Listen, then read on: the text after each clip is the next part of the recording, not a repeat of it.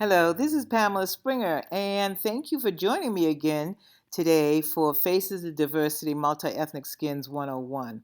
We're going to talk about the first line of defense. This is very important because most of the time we don't really look at the acid mantle.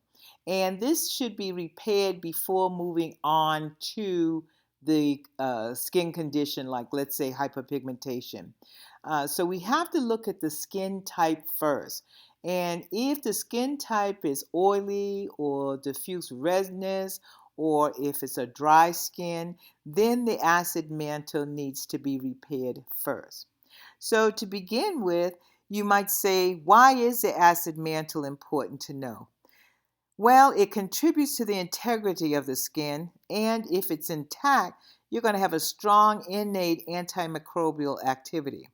It also is going to help to transport antioxidants and other nutrients to the skin's surface. The acid mantle is made up of water and oil, which produces a hydrolypic film that covers the entire skin surface.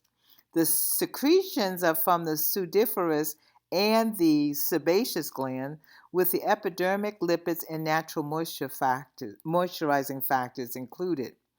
These glands are fully grown and active by the age of 10 in males and by the age of 12 in females.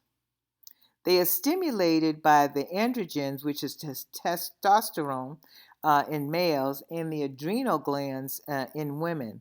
These adrenal glands are located on the top of each kidney. Let's talk about the oil phase. This includes the sebaceous glands that are found predominantly on the face, the T-zone, and the back regions. The epidermis is slightly acidic and it's around a 4.5 to a 5.5, and the secretions are mixed of fatty secretions associated with bilayers. Well, you're asking, what are bilayers? Well, bilayers are arranged with the hydrophilic end, hydrophobic end, which is the water layer. It is directed inward. And if you notice this diagram, it's the tails. And the hydrolypic, which is the oil portion, is directed outward, which is the heads. This is what is considered the bilayers. In the oil phase, as we age, there's a reduction of free fatty acids, such as the triglycerides. It is the free fatty acids basically that keeps the cell very healthy and its membranes functioning. A deficiency will cause that increased transepidermal water loss. And remember, if it's a water loss, that means that there's nothing to lock and keep that hydration or water into the cell layers. So, as a result, you may have a skin disorder like a dermatitis. With the reductions of the essential fatty acids, the consistency and the pH balance is usually caused by your hormones. The hormone production is diminished, and when it is diminished, basically it diminishes the sebum that's being produced. And the consequence is basically your older client now has a drier skin, which can become very easily irritated. And if it's irritated, well, on a darker skin, it causes the hyperpigmentation. When we talk about the water phase is basically comprising of the natural moisturizing factor. This helps to maintain the hydration of the epidermal horny layer and the perspiration from the sweat gland covering the entire skin surface. The NMF, or natural moisturizing factor, is made up of amino acids, ceramide, hyaluronic acid, cholesterol, fatty acids, triglycerides, etc. If you notice, when I said hyaluronic acid, that is giving you hydration, but your ceramide and let's say cholesterol or fatty acids, That's your oil that helps to bind in the water into the skin so that you don't have transepidermal water loss. The acid, there's differences in the quality and quantity, and basically is determined by one's age, their sex, their living or working environment, even the temperature, if it's humid or dry, like here in Arizona. Basically, those secretions are affected. The secretions from the sebaceous gland are affected by the list of your age, your sex, your living and working environment, temperatures, and humidity. The pH is very crucial. It protects you from the harmful bacteria. If the microflora is intact, it prevents issues like dry skin, wrinkles, and dermatitis. A balanced acid mantle, the acidity and alkalinity, basically relates to the hydrolytic phase, which is a balance of water and oil. The environmental factors like pollution, temperature change, UV light, and even sweating can affect the condition of the skin. And this can lead to increased bacterial growth, which may cause infection. Now, the infection that comes to mind, you are going to see a lot of athletes because they perspire so. A lot of them present with tinea versicolor, which is really a fungus that we all have on our skin, but the fungus, because of the sweating, breaks down the skin, and then you're going to start seeing white spots that could spread to be a larger area, and they have to go to the dermatologist and, of course, get a steroid cream. But this is one of the effects of sweating. It changes the environment of the skin. Some of the primary causes of an impaired acid mantle is the poor quality of skincare. There's incorrect daily protocols that are being used, and those protocols produce the removal of the acid mantle. Generally, it's using incorrect cleansers or other harsh products. In some cases, it's the client that misinterprets the skin type. They could be a drier skin type and they're using a very harsh product and they feel as though their skin is now sensitive. It's because of the stripping of the acid mantle that it becomes very sensitive. It's not because that skin is sensitive. So as a result, that is caused by the impaired acid mantle. Also, there's an increased potential medical or cosmetic reaction. Number one, you're going to have a fast transepidermal water loss. This reduces the enzyme function because now you don't have water to activate those enzymes so that you can dissolve the desmosomes of the skin. And without dissolving the desmosome, you're going to cause keratinization or a buildup of dead cells. So with the buildup, you accelerate other skin conditions. So let's talk about the visual part of an impaired acid mantle. In lighter skin, the color is going to show as an inflammatory response. This will determine how short or how long the course of treatment. Now, this course of treatment means their home care management as well as your professional treatments.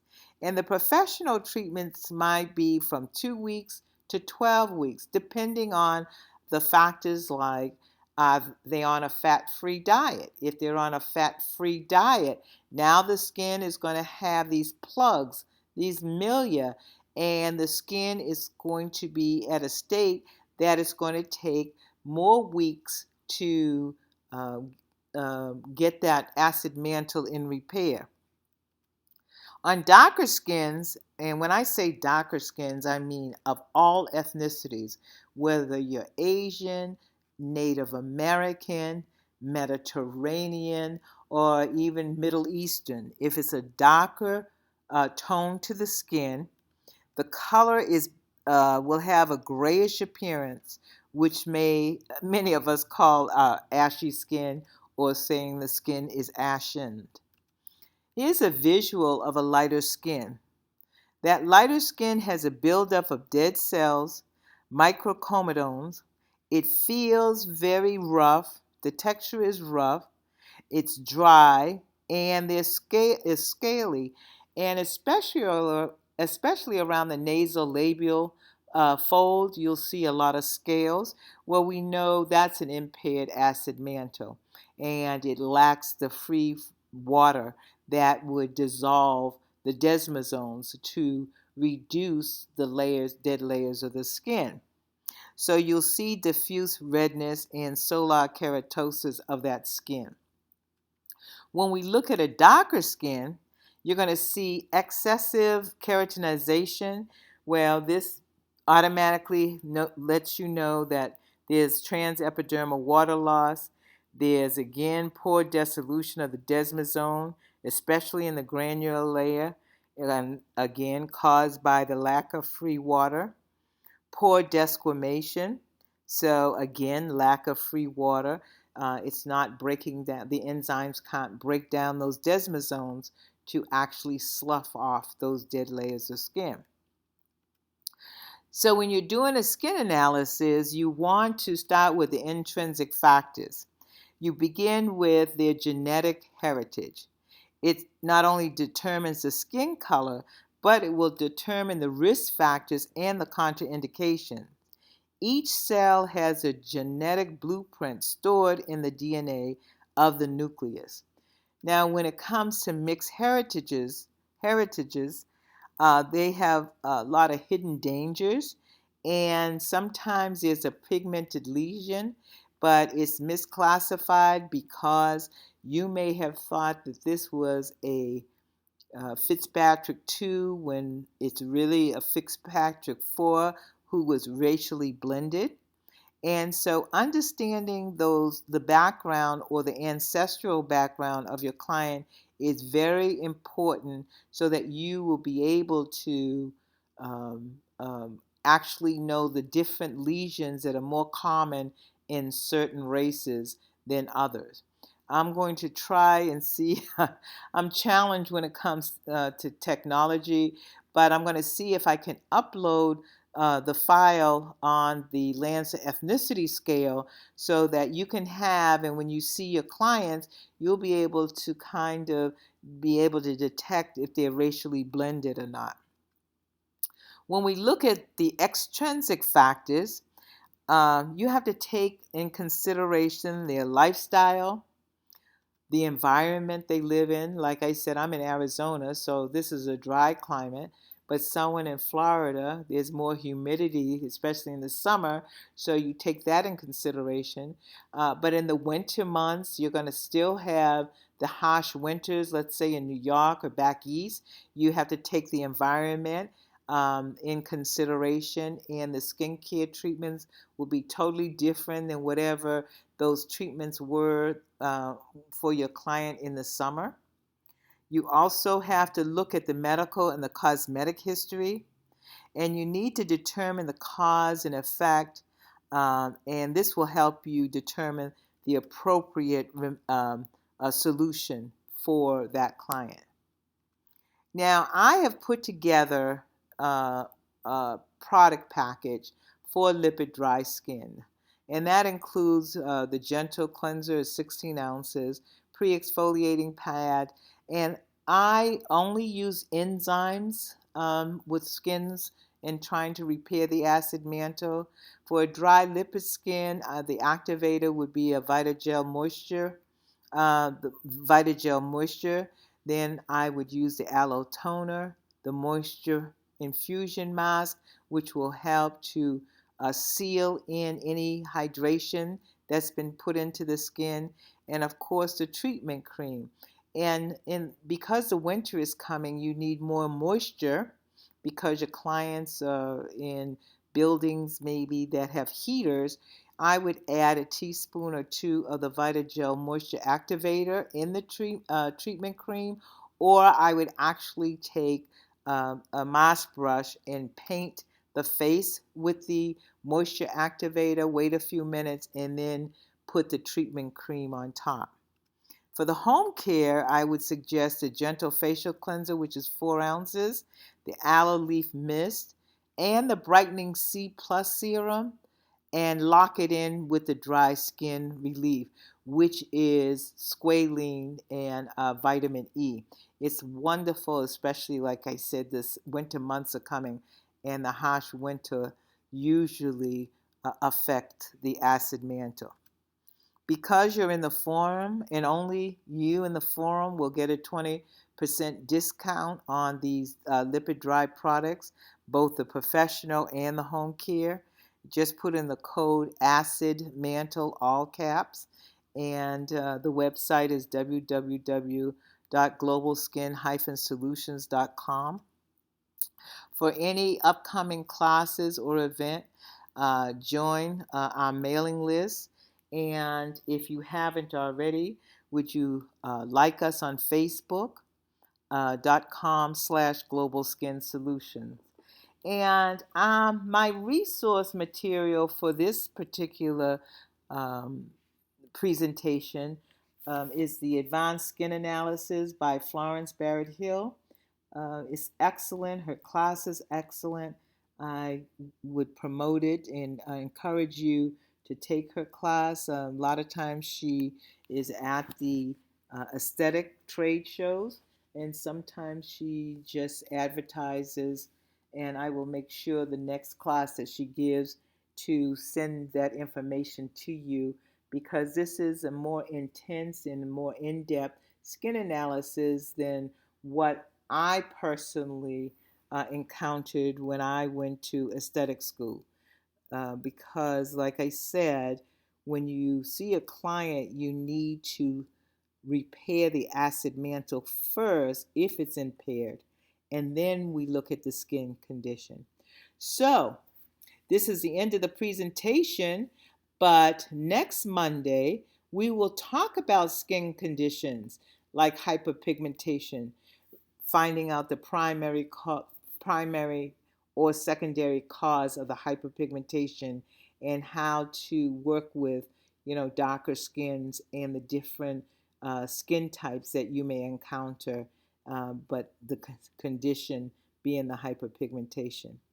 Well, have a great week and post those questions. I will be checking on you, and I will, at the end of the week, come up with a question, and whoever answers it first will get products. I haven't decided yet which one that will be, but Toshana, and I hope I pronounced your name correctly, was the winner last week, so her product will be going out Monday, which is today. And I look forward to working with you next week. Have a fabulous week. Talk to you soon.